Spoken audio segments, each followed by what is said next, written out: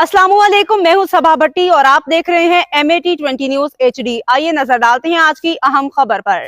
सरगोदा में फायरिंग, 4 अफराद जाँ बहक, 11 जख्मी। सरगोदा थाना झालचकियां की हदूद में अदालत पेशी से वापसी पर मुखालफिन ने कार पर फायरिंग कर दी। 4 अफराद जाँ बहक, 11 राहगीर जख्मी हो गए।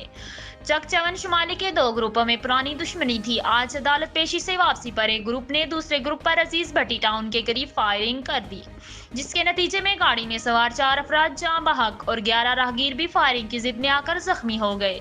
पुलिस की भारी नफरी मौका पर पहुंच गई है। जाँ बहक अफराद की शनाख्त 50 साला मोहम्मद शफी, 40 साला फजलुर रहमान, 54 साला जहीर अब्बास, 29 साला अब्दुल सत्तार के नाम से हुई।